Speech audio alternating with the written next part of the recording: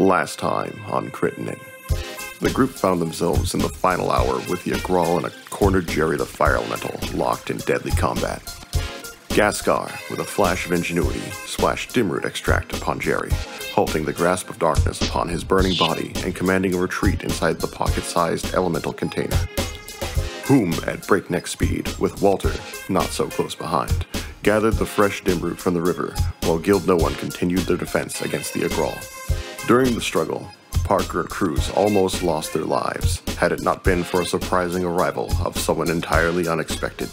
The Swift Leonin transported Ellanya back with Gaskar and Walter in tow as they crafted the Drought of Daylight, banished the power from the creature, and slew it handily, only to find their two unconscious allies and an unexpected visitor. One Edward Ludicious. What is he doing here, you ask? Let's find out.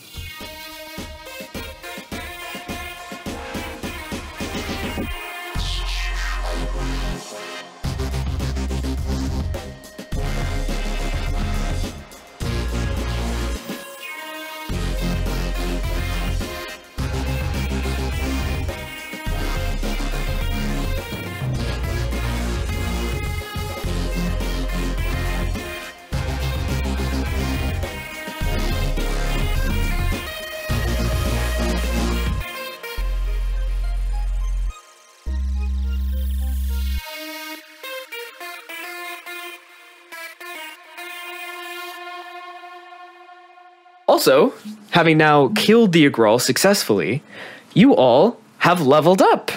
So just right now, we're going to go through everyone's leveling right now, having now successfully completed this campaign against a monster. Well done. Chris Cornish, let's start with you. Okay. So Gaskar has got some important leveling to do. So as an artificer, he now knows two more infusions than he once did, and can have 3 of them active at once.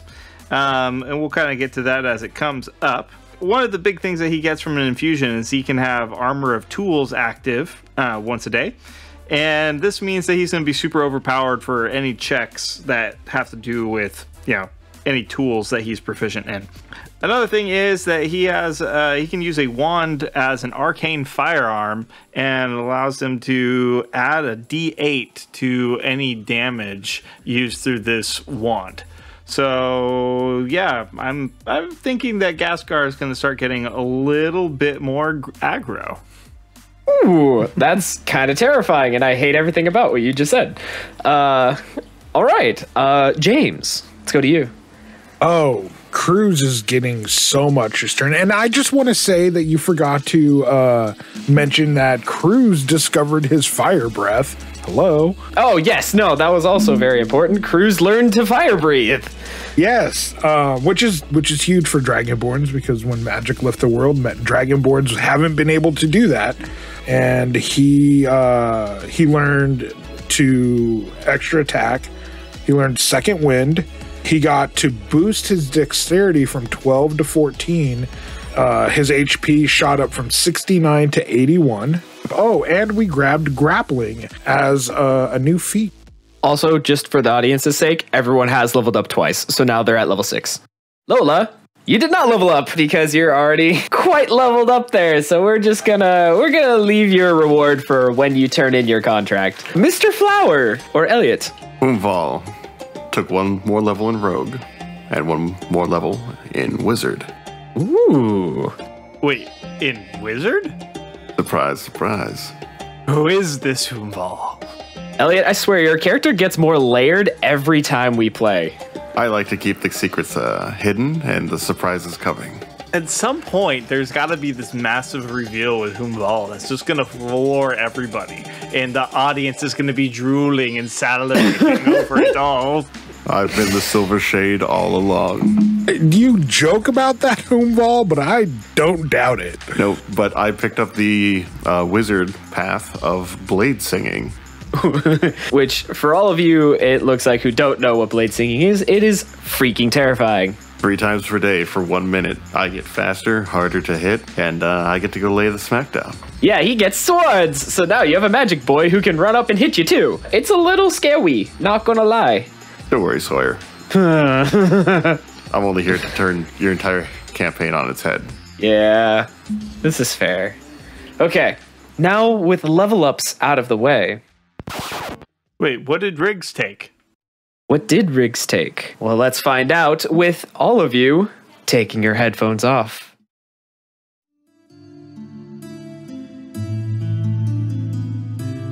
Parker, you open your eyes and you find yourself laying underneath a beautiful cherry blossom tree. You can feel the warmth of the bright sun and a cool breeze blowing your hair across your face.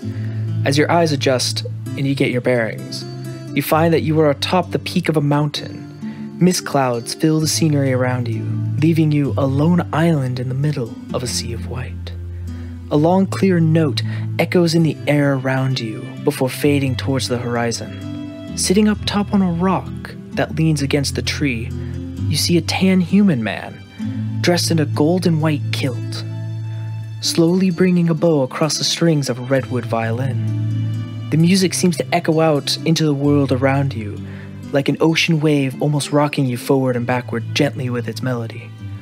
The man holds one last long note as he lifts the bow from the string, and you see him raise his hand in a grand arc and breathe in, savoring the last echoing note as it races away towards an unseen horizon. Parker Prax. His eyes flicker open, revealing irises of stark gold. You could swear they were made of true metal. It is well to meet you. I'm sorry, you have me at an advantage. You know my name, but I don't know you. Oh no, you know me most certainly. The name is Going, Lord of the Song. Going, like the god. Quite literally, actually. What? Wait, where is this? Where am I? Well, right now you're on the ground, in a very dark and desolate place, Parker. And I have brought you here, at least in spirit, so that I may speak with you. Wait, I need to get back to them. I assure you, your friends are fine. They have slain the Egral, actually. You, right now, a good and righteous deed deserves another. And what is this that you will give me? I see the hurt and pain in your heart by those who have wronged you, young satyr. And I do not speak of simply the Egral. I see the two that you fear, and I wish to offer you my help, to break the strings of those who have done this to you, to protect your family. I will give you a portion of my power, but I am not at my full strength yet, for the journey here was a lonesome one. You need not bear dwelling on it. But he reaches out his hand. I will call upon you when I am yet stronger, and grant you even more strength to your song. But for now, I will give you what I can spare, for it shall be enough for what you need to accomplish. And you see him take his violin and just kind of begin to play once again. Just kind of like this time a quieter melody. You feel calm kind of overtake you, and your heart slow. I need your word that you will help me regain my strength no matter what it takes. If this gives me the power to help protect my family, then I accept your terms. He lifts the bow off the string. You see him stow the bow in his hand in another arc, graceful as ever, reach out and offer to you. Then take my hand, young satyr, and continue your journey. I offer you the pact of the Mockingjay. I will reach out my hand. Okay. You take his hand, and a warm smile of genuine relief washes over his face. A tear begins to roll down his cheek as he closes his eyes again. Oh, how I've missed this. And suddenly your hand is jerked up as the bright world around you fades to dark twilight once more. You find your hand clasped in another's, helping you to your feet, a figure cloaked in a black robe with purple trim. Ah, good, good. Take a breath, Parker. You should be all right now. And with that, you all witness, for several of you who would recognize this, Edward Ludicious help Parker to his feet, kind of brushing him off as he does a little bit. Edward? Yes? Why are you here? Well, once I was going to ask you the same thing, but naturally, I know the reason you're here. My experiments have taken a rather dangerous turn deeper into the fracture than I was previously anticipating, so I wanted to come here and make sure that they were not in the belly of some great beast or being stolen away by something or some other guild. And he holds up one of the small D8 size crystals that you guys had previously been told to hide. Yes. Actually, Parker's going to check his pack. Is he missing any, or are they still on him? They are all there. So Ludicious, no. I haven't lost or had any misplaced. We were able to put one in Mist and Sweat, and I believe it was, the 4th level? No, first level. No, I thought we put another one somewhere else. We haven't even been to the 4th level. You guys put one in Mist and Sweat, one in the first level. Mist and Sweat was at the 4th level, wasn't it? That's 2nd level. Oh, I can't count. Yes. So, Riggs can't count! I'll make the joke if no one else wants to. Not as funny. Wow, ouch.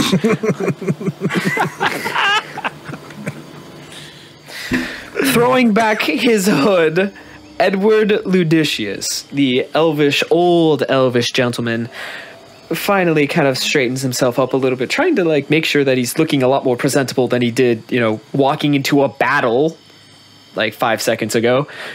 Yes. And I thank you for your work, but at the same time, when I got word as guild sponsor that several of my guild members had been sent down to the 8th level on a death sentence, still holding the very things that I have spent so much of my life researching and how to build, I just had to make sure that you were safe.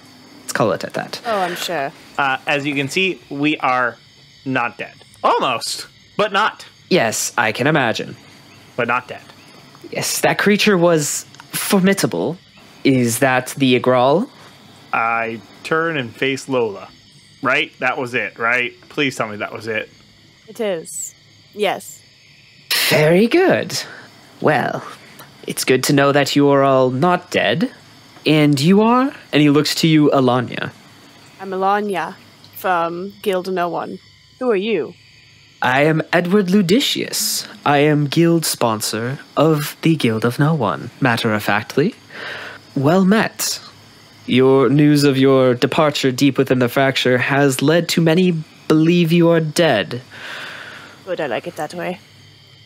Very well. Well, your friends here are the ones who voted me in. I have been granting your people with a little extra cash along the way. Unfortunately, they are supposed to be doing a job for me as well, and it's very rather important. So I just came to check up on them. Cruz is going to sit up out of the dirt. He's going to stretch and he's going to go, Ludicious, can I ask you a solid question? Because I've experienced something down here that shouldn't happen. Yes, what do you need? I'm putting some puzzle pieces here together. That little device, is it absorbing the latent magic energy produced in the fractures? My devices? Yes, your devices. My devices? Well, in a way, I have been working on trying to cut down on the amount of magic that it requires to teleport both within and out of the fracture, and doing so without tearing oneself up in the process. These act as, think of it like a pinpoint on a map between two pieces of string. it kind of gives you a little bit more of a leading line between two places. It seems as though it's worked so far. I was attempting to show up here, and I guess I have, recognizing that it was about as deep as it can get. But yes, these do run off of the latent magic that is deep within the fracture.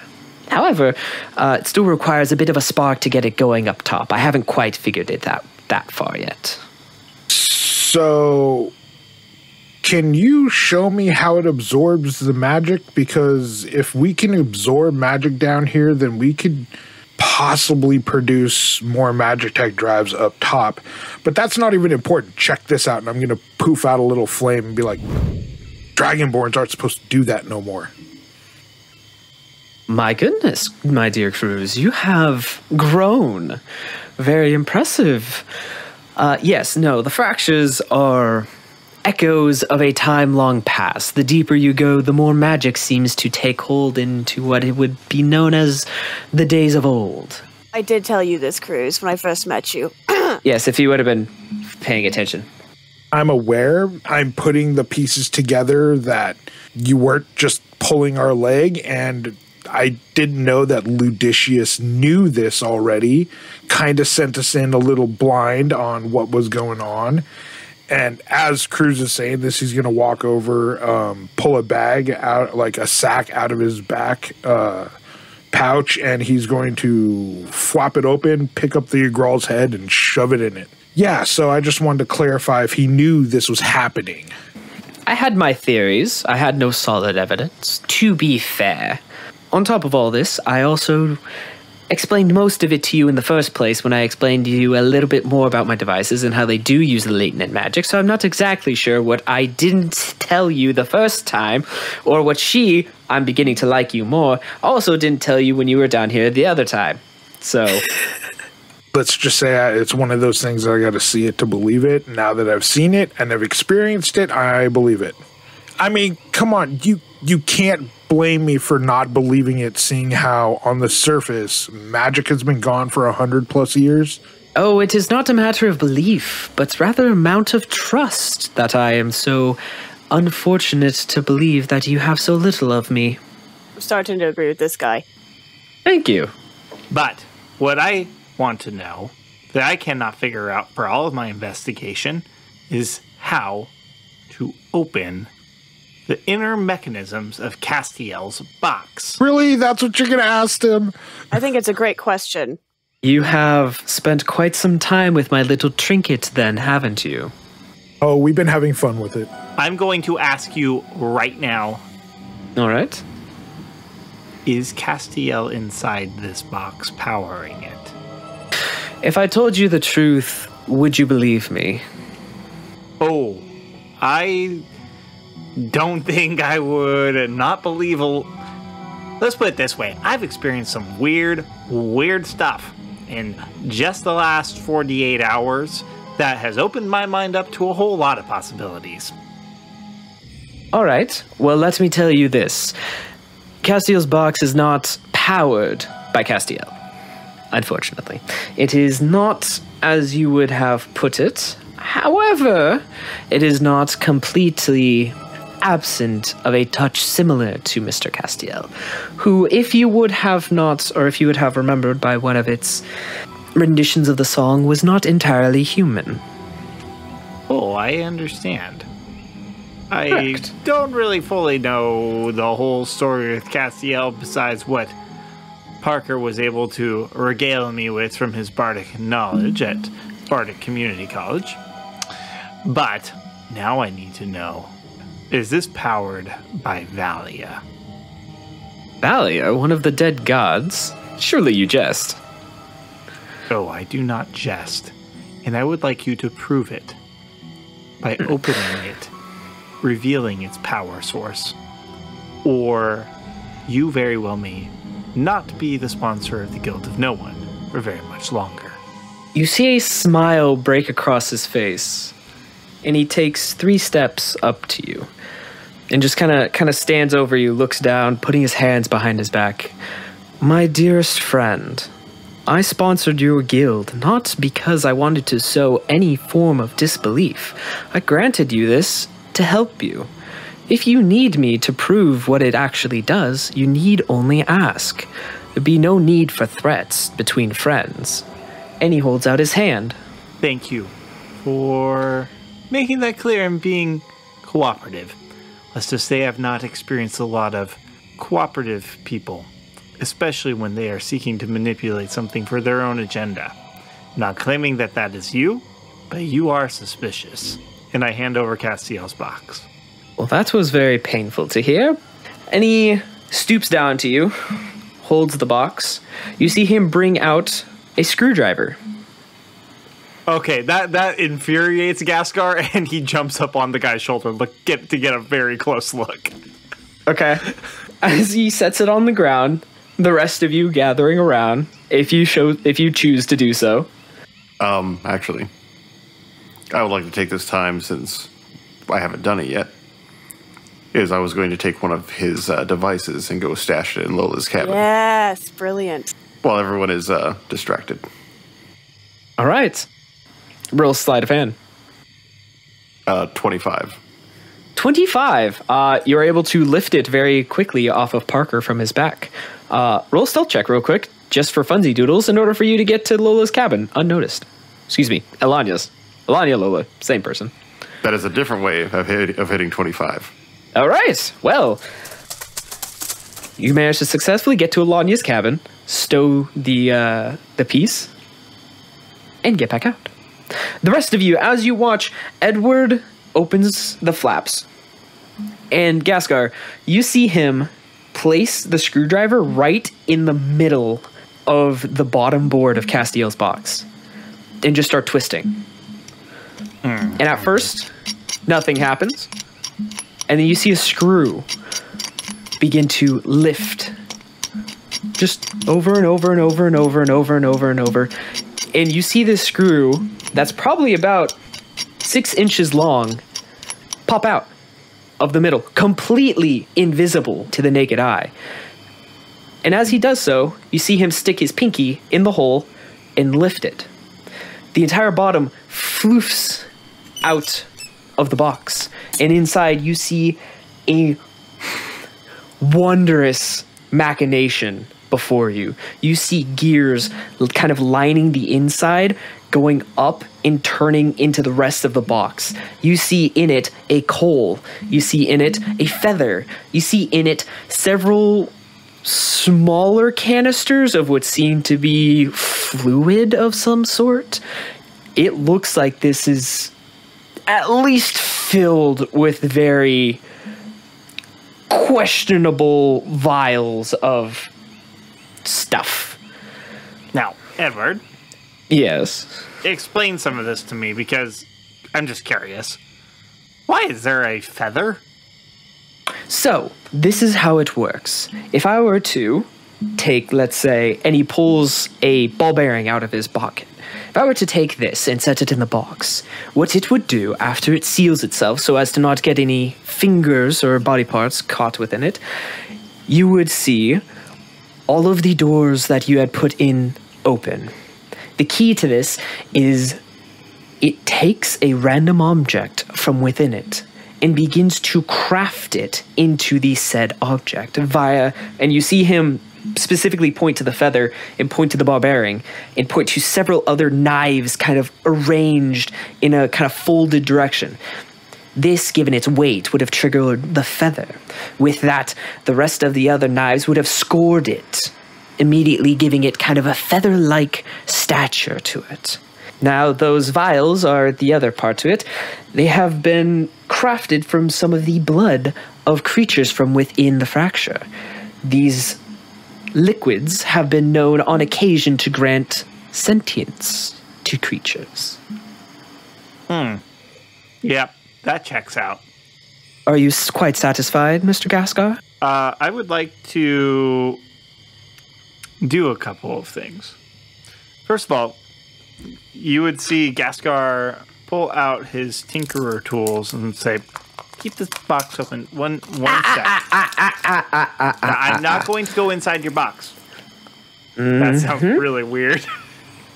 Yes. I'm not going to go inside. I'm not going to mess with anything. Just wait 1 moment. All right. You see Gaskar pull out his tinkerer's tools and begin to on his armor make a small little slit and draw in a few sigils with the tools. They will begin to glow just a little bit. Then inserts the tool into the slit that he made, and instantly from the sigils, almost what looks like circuitry begins to expand out across his armor. And this is now the feature of Armor of Tools. And from it, a magnifying glass to get a closer look into things emerges from Gaskar's sleeve and magnifies greatly the inner workings of things. And I would now like to, as a tinkerer, seek to observe the inner workings of this to greater detail. Roll a d20, please. Okay. 10. What is your wisdom score? It's 14 plus 2. Okay. Then yes, make a Tinkerer Tools check, please. Okay. Okay, so that is a 5 on the die for a non-natural 20. Okay. For the time being, it seems inert, without a necessary power source giving it life, though you do see and are able to observe to better intellect how this box may work, though it seems really complicated, beyond what you've ever dealt with on a level of complication. So, I guess what I am looking for, is there indeed no trace of Valia or some other thing that may be emanating a life force like a divineling, to the best of my understanding? To the best of your understanding, looking at this, roll a d20. And that one. Okay. Not necessarily regarding the results of that roll at all. No, it does seem completely benign of anything even really magical. It seems to truly be fully mechanical. Interesting. And Edward, if we were to open up, was like there another access hatch in order to get to these gears on the other side? Like, is there another view of this? Well, yes, there is. Okay. I'm just kind of curious. I want to know for in future purposes as I want to keep investigating things, because this is a marvelous piece of crafting, and it pegs my curiosity. Oh, but of course, I knew it would for you. Yes. Now, again, the machine can overheat, so make sure that you're not putting too many things in it all at once. At that, I look over at Cruz and hop down from his shoulder. All right. That suffices your look, then? Oh, yes, my dear. Is there any way we can access these checkpoints? Or can we utilize them? Well, now, that's a very personal question. These are part of a ongoing research of mine. I flip him my switch. Sawyer, can you attune this to your things? You see him flip it around a couple times. What were you saying, my dear? What I was saying was, I also do a lot of research within levels, and I might be able to help you with some of my own research within the levels of the fraction. I've been to every one up to this point. So it could be beneficial for both. And if you're a sponsor for Guild No One, it would also help you. Very well. Mr. Gaskar, you see him pull out from his back pocket one of the crystals that he kind of stowed away in order to mess with the box. But actually, before he does all that, you see him place the box top right back on and begin to screw it back down. That is so frustrating. That is so... You think I would make it easy in order to access the inner workings of such a complicated device? You have no idea how many times I have. Is this a burn mark on the outside? You monsters! Yeah. It gave us a friend. And that's all I'm going to say on that. I imagine it did. Now, Ellanya, I will grant you and your group access to my crystals on one condition. You regale to me all of the nature of the notes you have taken thus far in the fracture. I think that's fair. I was going to say, do you have a lot of time? Because there's a lot of notes. Yes, I do. Considering this fact, as he takes your switch, Gaskar, and begins to inscribe on the back of it, using just like the tip of his nail. Right? And he hands you one of the crystals with it back to you. Keep them attached and keep them attached in any way you see fit. I don't have the tools on it right now to do it, but if you are to keep this on, speak the sigil in the back, as I know you can, you will be able to teleport to any of one of your previously placed crystals. And we can do this from outside of the fracture as well as inside? Outside of the fracture, it'll require a level 2 Magitech drive, but that's the spark that I mentioned earlier. Okay. But we can do it. We can do it right here and go to another one? Yes. Now, there is a little bit of danger in doing so. You could wind up within a mile of your previously set stone. You could wind up within right on it.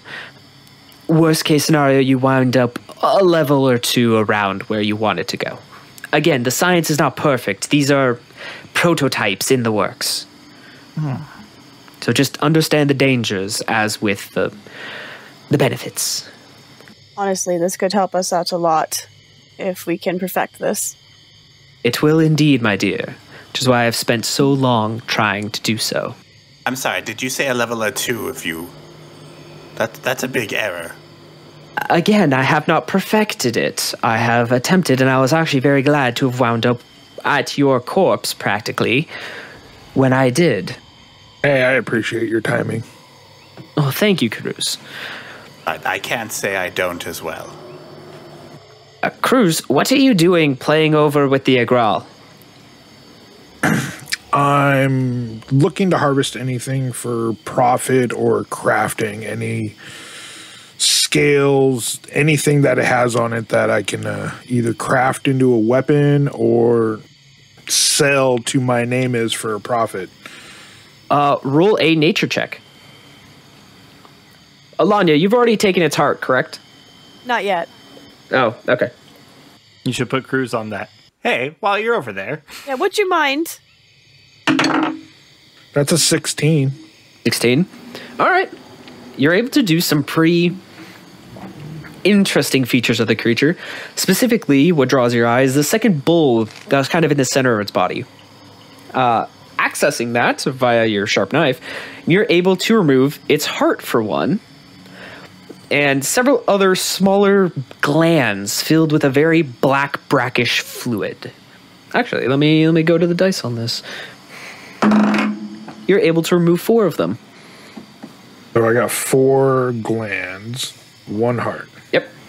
Any spikes, horns, fingernails, claws? Actually, yes, no. All of the fingernail claws, you're able to remove 18 of those from the tendrils that kind of emanate from it. Yeah, this thing was an entire, like, prolonged, fingery, clawed mess. Like, this was not a pleasant thing to wind up in the middle, especially when you couldn't see anything around you. Cruz is going to walk over to Ilana and just kind of flop the wet heart right into her hands. Like, here you go. Thanks. That is like the most Cruz thing ever. Just Yeah, I'm gonna take it over and start cleaning it off. You see Edward kind of wrinkle his nose a bit. Lovely. Well, Ellanya, it seems as though you have a dwelling here. I'd love to hear your wonderful notes. Now, if you wouldn't mind, I can make sure that the area is secure. Okay. Well, I honestly don't know much about what pertains to the huts. I'm trying to find a spell book that was my family's, and it's in the Pinfeather district. But if my father had told me once something about casting out darkness, and you use the darkness's hut, and these seem to be the guardians of each of these levels, so I wonder if maybe there's a hint to that. Could be a theory, I could be wrong, I could be correct, but it's worth a shot. Well, it's very interesting that, and I take it you're taking one heart from each of the guardians on every level? Yes. Wonderful. Well, that is information to regale Azar. Once we're out of this cold. Parker, why don't you get some rest? And Cruz, you look mildly terrifying and psychotic, but at the same time, I think you could use some rest as well. Vall, where did Vall go? He was worth at least a single flip through, and nothing more. Vall, there you are. I mean, he can't stop reading those journals. They must be very interesting. Like, are you an amateur writer or something? There's just a lot of theories. No, he's a news reporter. She mainly drones on and on about certain topics, so I turn the page. You say as you're holding the journal in your hand. Give me that, please. I'm going to send it to my neighbors. No, just kidding. You all find your way back into Ellanya's hut, and Edward sits down on the floor, kind of cross-legged, making sure that his suit is not wrinkled as much as it can be. Are your D&D games feeling stale, plain, or downright boring? Upgrade them today with beautiful landscapes, terrifying dungeons, wholesome inns, and vast forests. Draw your players into your own personal fantasy world with Arkenforge. Arkenforge.com provides hundreds of preloaded items for you to mix and match to fully customize your worlds. Use promo code CRITNIT to get $5 off your purchase today. That's CRITNIT. CRITNIT. Hey everybody, this is Chris Cornish, your audiomancer for CritNit. I just want to take a little time out to ask you to do a couple of things for us. Find us on Twitter and follow us if you haven't already. We are at crit_n_it. Also, if you could please leave us a rating and review on iTunes or Google Podcasts or wherever else that you find us, it would help other people find us and get the story out to others. And speaking of the story, let's hop back into it. Before we get into deep story time, Ellanya, do you have a lantern? I do. And I have it. Yeah. If you need to use a gas guy, you're more than welcome to. Well, I'm going to make this much better. Thank you. And I begin carving some sigils on it to turn it into a lantern of revealing. Are you doing this secretly? Me? Yes. No. Okay. All right. Now you've all returned to the hut. Sitting down, he waits in anticipation of you to begin. Start at the beginning, level by level, please. I was going to say, and honestly, you can just say that you regale to him your adventures. You don't necessarily have to make up an entire half book of random content on the fly if you don't want to. Okay. I mean, I can kind of come up with like what you and I have already previously discussed. Yeah. Let me start at the beginning. So, I actually fell into the fracture when I was a child. And I don't remember everything that happened as I fell in. But when I awoke, the Silvered Shade was above me. And he guided me to an elevator where Relic found me. And that is when I joined Guild No One. I guess you can say I'm an orphan. And once I joined Guild No One, I started my research into the fracture. And like I have told Cruz, and I'm gonna side-eye look at Cruz, many times, yes, the further you go down, the deeper the magic and harder the magic is. I have now been through every level, and I'm now in the 8th level. And I can tell you with certainty this is true.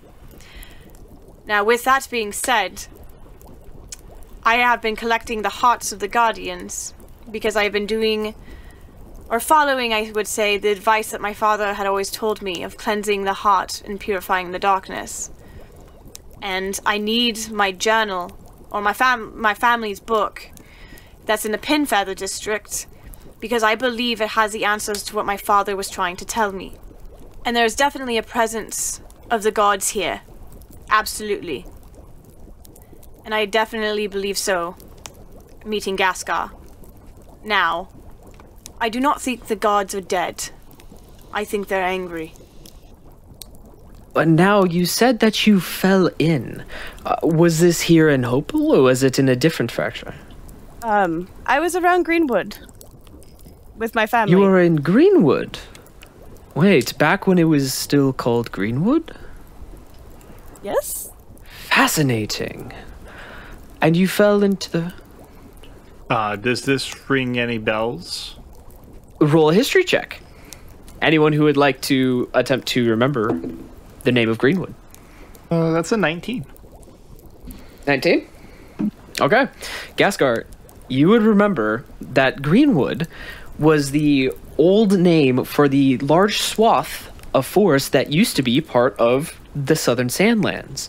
It was the elves' old home before magic left the world, left them dilapidated and dying, cut their lifespan short, and all of their great forests turned to sand and stilts. I'm trying to make sense of how Gaskar would know that. It's history. You read a lot of books on tinkering, so I mean, just books in general, you could have run across it in your studies. Sure. So, you're from the Southern Sandlands before they were the Southern Sandlands? Like, in ye olde forest?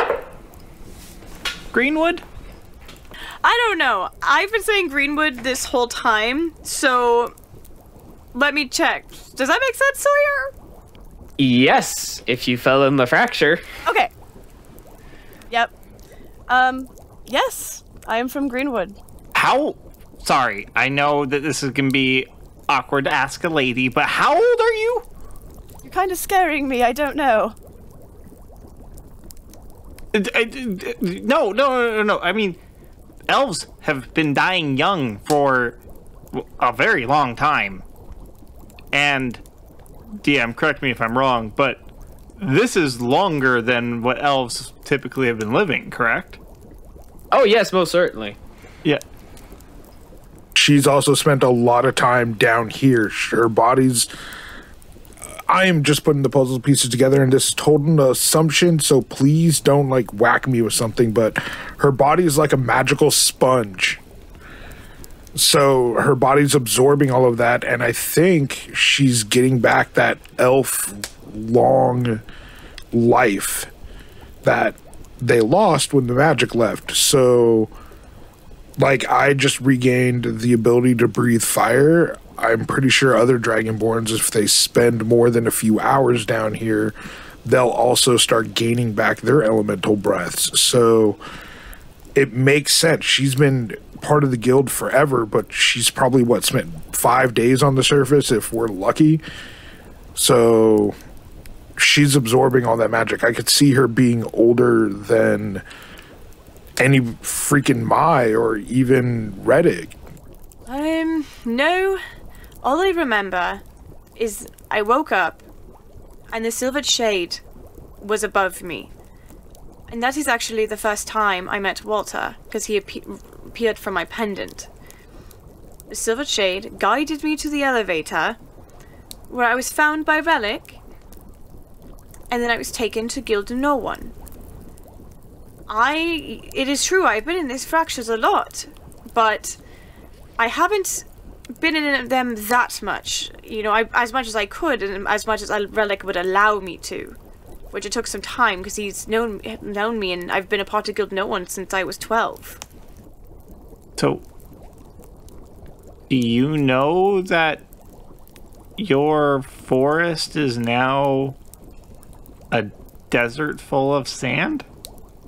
Yes, you would know that the word of Greenwood has not really... It's faded in and out of usage over the years, but yeah, you'd know that it's no longer exists since you fell in the fracture. But for the reason that you fell in the fracture, you probably would have surmised they were correlated by the fall of the Greenwood. Yeah. I do know that it no longer exists. Okay. As long as you know that you're ancient. And then Gaskar goes back to carving sigils. Yeah, just leave that one on there. This is the twist I was looking for. Rude. Gaskar, rude. You can't be calling women ancient. He's literally an animal. What do you expect of him? Manners are not a part of my genetics, man. No, apparently not. Now, you also mentioned that you had a book that you're trying to retrieve. Is that of any significance to your family? Yes, it was actually passed down clan leader to clan leader. It was my father's last, and I've pointed it down into Pinfeather by a merchant who has it. I've tried to get it from him before, but I didn't have the funds to do so. Now I do when I come and complete my contract when I get to Guild No One.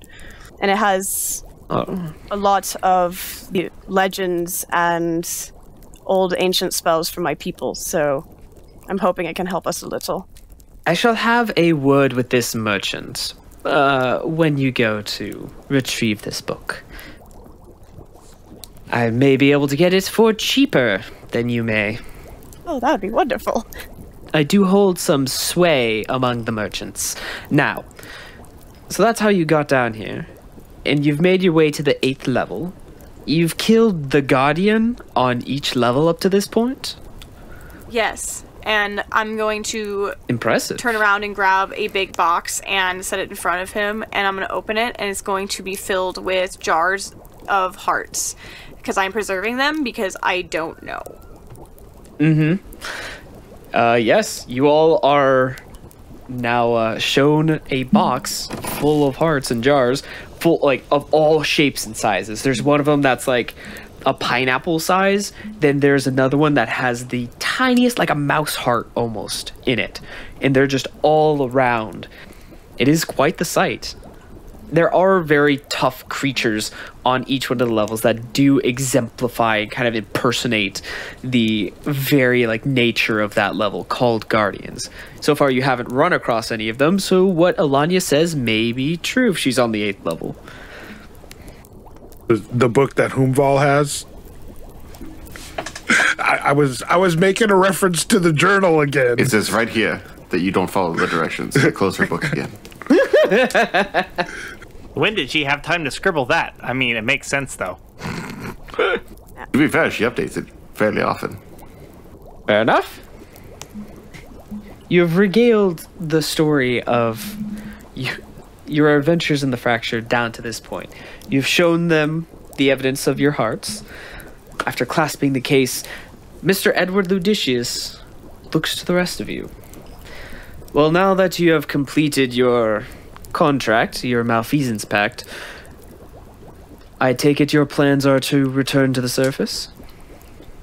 I do find that it would be a good idea to return to the surface, but I frankly don't care about the agendas of the Guild of No One anymore. And I have my own curiosities down here in the fracture. I think it would be good to go and resupply and get some things. But there's a reason why I asked if you could help me with attuning my switch for my own teleportation device with your crystals, because I'd rather just come down here underneath my own terms. Fair. But again, be wary of where you may wind up. In curiosity, am I able to bring other people with me if they were, say, holding on to me, touching me in some way when I flip the switch? Yes, you are. Okay, good. Might they all be scattered from me in the teleportation? Like I might end up in the spot, but Ellanya here might end up in the 2 levels away from me. Well, I have not yet brought another soul down here with me. But from at least my calculations, it does seem as though it will at once teleport in its particular way all of you, or all of whatever entity it is taking to one place or another, whether it misses its mark entirely or hits it. Now again, these crystals are still experiments. There may be unforeseen consequences to them as well. I've only explored this teleportation 3 times since you've laid your crystals. By the way, whoever the heck hit it on the first level, good job, but did you have to put it in such a tight little crevice? Absolutely. I am a thin man, but that was hard for me to get out of still. You said hide it. I hate it. Okay, I will take that. Fair enough. If you had been hide it somewhere where when I teleport to it, I will not be squished immediately. I would have hit it somewhere nicer. Fair enough. All right. Do you wish to return to the surface now, or shall we do it in the morn? That would depend on if the assassins are waiting to kill us when we get back up. When we return to the surface, we will return in a safe place. Before I answer that, Parker, can I have an aside with you? Yes, Gasca. Let's take a quick step outside where we can be outside of earshot. I want to discuss something with you. Parker looks at you inquisitively and follows you outside. Okay. Parker, are you curious about this map? Very much so. It seems to me that there is a series of tunnels going from each layer to the next, and I kind of would like to find, at least since we're here in the fracture, find the tunnel that at least goes from here perhaps up to the 7th level and see what that looks like, even. Like, if this is some sort of mysterious portal sort of thing, or it's literally a hole in a wall. I do share the same curiosity. However, once we do find this tunnel or portal or whatever it may be, I do need to return to the surface as soon as possible.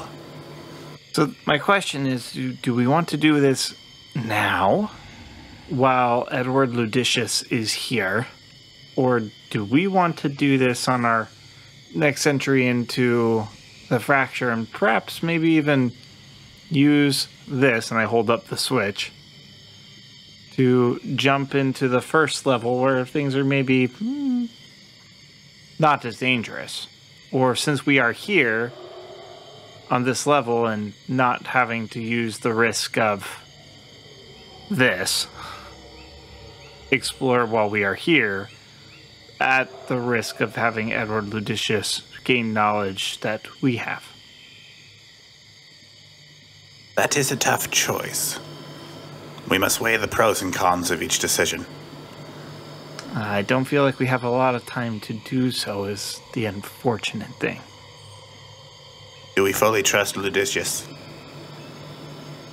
Well, seeming as he doesn't have Castiel or a literal god inside of that box enslaving it, he's better off in my estimation than once before.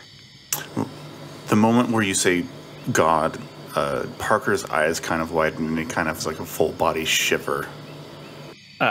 Parker, are you okay?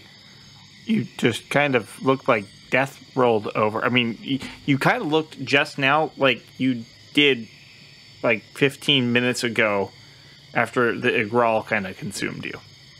You see him look back at the group and look back down at you. I think I did die. But when I was, a god talked to me. What? Okay. you and I have had some weird things, but things just keep getting weirder, and I'd like to know how that's even possible. But say that again? I was visited by Goang, god of songs. Okay. And what did they say? He granted me his power as a pact. What does that mean? He said he would call upon me. He also said something very strange, that the gods were locked away and he needs my help, potentially to free them. Oh. Trust me, I'm still trying to decompress, and I feel like I can talk to you since you are what you are. Yes. Okay. Do you have any leads as to where they are locked away? Did Going reveal this? No. Unfortunately, once he granted me his power, I was pulled back into this reality. Or back to the living world, I guess. Okay. Maybe we need to go back to the surface and maybe do a little bit more research. Because this is now a lot, and if you gave me the space I needed to process what I needed, and I'm still doing so, I'm going to let you take this lead. Do we go back to the surface for your sake, or do we investigate some mysteries here first? Cruz votes for service. The only reason Cruz wants to go back to the service is he wants to turn in this head, possibly make some profit from this other stuff, and then we can come back. I mean, we're on the 8th floor. We can come directly here with the elevator. As Cruz says from the door that apparently he opened and was responding to, of which you guys had walked outside away from everyone else. Hey, Cruz got curious and he decided to follow and stand in the doorway. Okay. No, we're gonna say that if you're trying to do that sneakily, you have to make a stealth check because they went out specifically not to be heard. Okay. That's a 9. That's fair. The door opens and you two, mid-sentence now, hear Cruz stick his head out. Now apparently interested in seeing where you guys went, as nothing interesting has happened within the cabin. I just lock eyes with Parker and roll my eyes and then look at him inquisitively like, what do you want to do? Unfortunately, the assassins that have threatened my family are at the forefront of my mind. To the surface it is. To the surface. All right. Ellanya passes by Cruz, and are you just going to the elevator? All right. I'm going to turn around and say, while you're resting, I'm going to go up to the 4th level, and I will meet you all in the guild hall. Ellanya. Don't go to the 4th level. I know you want to remain in the fracture, and we can get back into the fracture. In fact, you've learned what we have learned, and you know what the switch can do. Come with us back to the surface. Let's get you your book, it sounds like. And then let's all come back down here together. Okay. We all, trust me, all of us have our, well, I don't know what Huum is motivated by, but I can speak myself. I have every motivation to come back down here as soon as possible. All right. I do have to get to the surface for the book, but I will only join you if I can get to that 4th level as soon as possible. That's the next place I want to go. I don't want to go anywhere else. Perfect. Then, yes. If not for the looming danger over my family, I'd prefer to actually go deeper into the fracture. But what about the Temple of Kret? That, to me, holds the most mysteries right now, doesn't it? And the most promise? Most hope, if you will? And I'm intentionally trying to keep things as cryptic as possible because my assumption is that Edward Ludicious is within earshot. Yes, he's observing Ellanya's spear collection in the corner. I'd be able to pick up what Gaskar's putting down, so... Yeah, I'd agree with him. All right. Well then, you are all set and ready to go? Aye. All right. Edward looks out, sees all of you kind of prepping. Real quick, where's Walter? Like, he's just been kind of like dormant this whole time. Is he still passed out? Oh, he's dried by this point, so I'd imagine he would have become a tabby by this point. Is just now laying still, just warming up, now not cold. Okay. I was just like, I forgot about the cat. Edward comes to you guys then. All right, are you all ready to go? Would it make sense for Ellanya to have a bag of holding? Yeah, from the amount of time you've spent in the fracture and up there, you could have eventually afforded one. All right, well then, while he's asking the questions, I'm going to be gathering all my herbs and books and journals and hearts and all the things I need from my little cabin for the surface. Okay. Then take my hand, those who would like to return to the surface. Are we going to use your teleport things? You hardly thought we were going to take the elevator back up. That's been our default mode of transportation, but this sounds far more entertaining. Indeed. Who moves up and awkwardly holds his hand? Oh my. What strong hands you have, Vall. Cruz is going to grab Vall's hand. I jump up onto his shoulder. For anyone but you, Edward, I would have taken that as a slight. And I am once again very impressed that you have not. Very grateful that you have not. It's going to dawn on Cruz holding Vall's other hand going, should we be in a chain or should we all have hands on you? Just contact with someone who has contact with me should suffice, such as Gaskar on my shoulder. It should still work. Should. I'm pretty sure. I'm going to hold my hand out to Parker and say, Parker, do you want to hold my hand? Fine, then I grab it. I reach out and I put a paw onto Parker. And then, Ellanya, do you take Walter as well? Yeah, so Walter can't go topside anyway, so he's going to absorb into my pendant. Okay. With a... it kind of like sadly rolls over and swoops into your pendant because it was warm and cuddly and nice, and now it's in a pendant. I hate it too. I hate it too. With that, there is a bright blue flash of light. Black, gray, red, white, just formless shapes and colors until finally your bodies, feeling as though they were almost thrust forward at an unimaginable speed, come to a complete and immediate stop. Everything except for your stomachs, with which practically hits your sternums and then stop, giving you the worst case of light stomach you've ever felt. Edward stops, kind of holds his own. I haven't gotten that one fixed yet. I vomit onto his shoulder. Oh, yeah. Yeah. Ugh.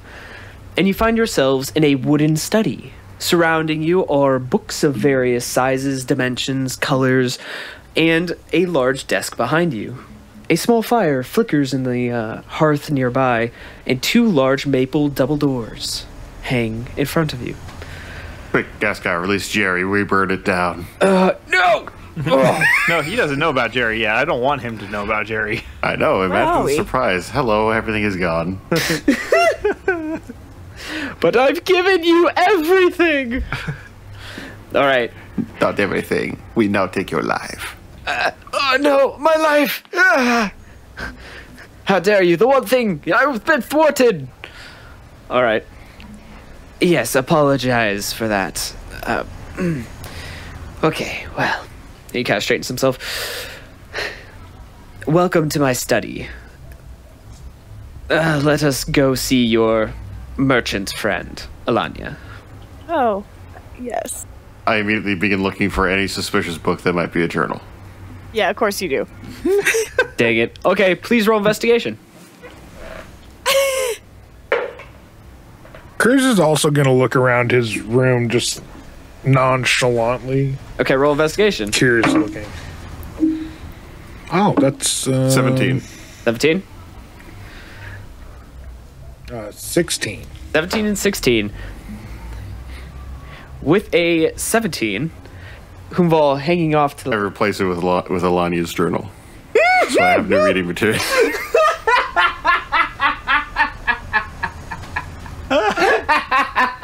Did I notice this, or did we leave already? Well, I mean, Edward was kind of motioning people out, so would you have been one of the first to leave, or one of the last? Oh no, Ellanya would have been the first to dip. Like, she wants to get that book, like, now.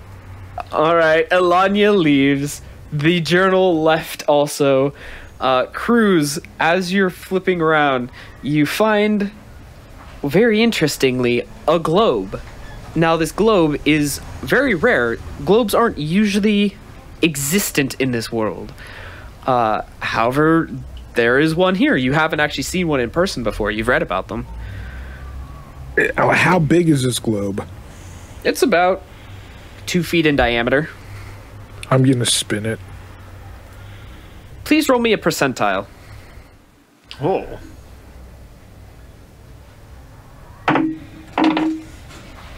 40. 40. You spin the globe. And just spins. Do I hear any clinking or anything? Like, is it a hidden bar? Roll a perception check. That's a no. That's a nat one. That's a no. No, you just spin it and it sounds like a normal spinny 5th grade globe. I'm just going to admire it and then I'm going to shuffle out after Huum. Okay. You all leave and Edward comes out. Oh, wait. What? Since Huum goes in front of me, can I grab Ellanya's journal? You have no idea where he put it. Oh, okay. No idea. Sorry. Yes. So you all head out to the open air of the Pinfeather District, of which you guys realize that this was kind of one of those pseudo merchant apartments, kind of, where it's like this really nice room, but it's only usually about 1 or 2 rooms.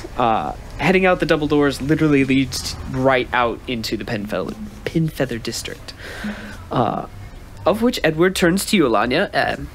And would you lead us to this merchant? Oh, gladly. All right. Guide the way. All right. You all follow Ellanya, of which she leads you through the busy Pinfeather District morning air, where everyone is just doing everything. I mean, there's merchants selling and peddling wares all over the place, very highfalutin people going from place to place, some carrying books, some, writers carrying large scrolls written and kind of stuffed up underneath their arms. You see one elf kind of trip and fall and drop something. Dang it! Start to, grab them back up again. But Ellanya, you lead him to the Dusty Tapestry, which is where your book lies. Entering in, you see a portly half-orc leaning back in a chair, his very finely crafted boots kind of kicked up on the mahogany table as he leans back in this purple and red maroon kind of studded coat. And he kind of cracks open half an eye as he sees you all enter and... there we go. Fresh credits. What can I do for y'all? Oh, it's you again. Yep, it is me again. I've come for my book. Yeah, you got 5,000 credits. I'm just gonna, look over to Edward and, in hope. You even see Edward kind of shake his head, taken aback a little bit. You see him walk up to this man and kind of set his hands on the table. Hello, my good man. I do have to ask of you, what is this book that she's so interested in, and that you're so interested in selling to her for such a cheap amount of money for what I think it is? And immediately his face kind of perks up. Cheap, you say? Why, are you looking to buy it? See Edward kind of look at you and, why, yes, I am. I am here to bid for the book. Now, I know you've offered her a measly 5,000 credits. However, I am here offering to you 6,000 credits, straight from my own pocket. You see the man, eyes wide, just, oh, yes, sir. Give me but a moment. You see him rush to the back and return fairly quickly, though in the moment, Edward just kind of crosses his hand, puts his arm on the table, looks back at you, Ellanya, winks, and here he comes out with the tome quickly and sets it on the table. Oh, here you go. Your name, sir? Mr. Edward Ludicious. And I don't want you forgetting that. This seems like quite the fine establishment. I'm looking to possibly return for more items. Keep me in the loop for any time you run across anything interesting. Yes, sir. You see him produce one of the largest cred sticks you all have ever seen. They transfer funds quickly. The man bows a thank you, takes the book, and turns. And as he crosses you, Ellanya, he hands it to you and walks out into the street. Why did you do that? That's my first question. You see, as a fellow merchant, the best thing you can do when you meet a new friend is to make them very happy. Because when you return, or if they run across something interesting, they know you pay a pretty price for very interesting things. So if they get something of great value, I am the first one on their list to come to, meaning I get first pick. It's a basic marketing strategy, I assure you. This is not my first time dealing with merchants. You make competition that is fake. You seem as though you're the best. People will come to you over others. Okay. If you don't mind, I would like to go back and look at this for a moment. My study is your second home. Call it at that, Miss Ellanya. The rest of you are free to join, or go about your daily business if you like. Well, fun fact. Your entire business strategy puts you at the top of the get murdered by every other gang list in the Sadlands. I don't know. I dealt my way fairly cleanly with the fairy merchants, offering them a little extra money for a little extra protection. They're not exactly the most bright group, but at the same time, killing me and removing my business from my, say, return journey I promised them, where they have no access to my massive hoard of credits back at home that they don't know about, and would just love to get their hands on, but can't get through Hopel. I told them I'd pay a premium. The free merchants. I did. I would like to have a word with you in your study, if you have a moment. Very well. The rest of you? What do you do? Parker, Gaskar, what do you say we go turn this head in? I will greatly appreciate seeing the look on my face when we walk in through the main entrance to the guild hall. That will be very entertaining. Parker, do you want to come with us? And is his parents' house on the way to the guild from where we are? Opposite direction. We'll do the guild and then we'll go hit your parents' house. Well, not before the assassins have, but yes. Ooh, getting spicy. I am the spiciest Vall you will ever see. Is the Pinfeather District close to Guildhall then? The Guildhall's like the center of town. I mean, the Pinfeather District is quite large. The guild hall is like top left corner of the Pinfeather district, and the Wharf district where Parker's family is in like the top right, away from the Pinfeather district. Well, I definitely want to have a word with Edward first, so we'll stay on that then. Wonderful. I'm going with where Parker goes, and I again look at him, make eye contact. To the guild hall, we'll end this malfeasance pact quickly. You know, before we are arrested on the streets for being escaped convicts. That's not a bad point. Sawyer, how long would it take us if Cruz just decided to fly, pick up Parker and Gaskar, and fly there instead of walking? It would probably take you about twice as long because you'd be moving at 20 feet, having been burdened by 2 creatures. Does anyone just want me to run it and I will catch up? I hop up onto Parker's shoulder and say, well, let's head on out. All right. I thought you were staying with Ellanya, Vall. No, I said I had. He seems very particular about keeping it as pristine as possible, and he makes his way back to his study. What's he doing about that vomit on his shoulder? Oh. Or all the vomit inside his study. You see. So. Okay, sorry. I thought you projectile vomited over his shoulder and didn't get any on him, just on the ground in front of him. No. I said I vomit on his shoulder. Oh, okay. Well, okay. If you're on his shoulder, you would have seen him at the study produce a Magitech drive from his pocket, shake it, and you see the puke would disappear as he casts Prestidigitation as a cantrip to get the frack rid of it. Oh, see, that's not as fun as, him doing this sly business deal with a bunch of puke on his shoulder. Okay, fair enough.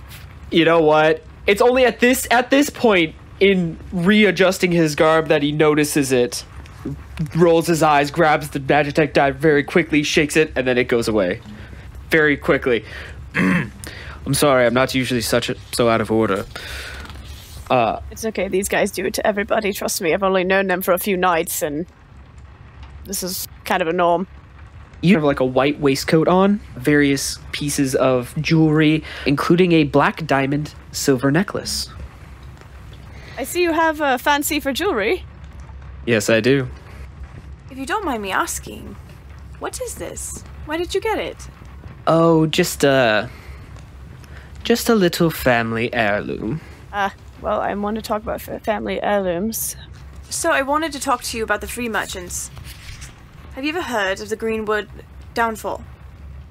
I cannot say I'm familiar with such a name. Well, all I can say is the free merchants are directly responsible for the destruction of my clan. Well, I am sorry to hear that. So you have to understand, when I hear that you're aligned with them, my ears perk a bit. Now, let me reiterate my alignment with them. Through the southern Sandlands, one must travel with one of the bandit hordes in order to get to the other side. This was merely a business transaction of me paying them money not to kill me.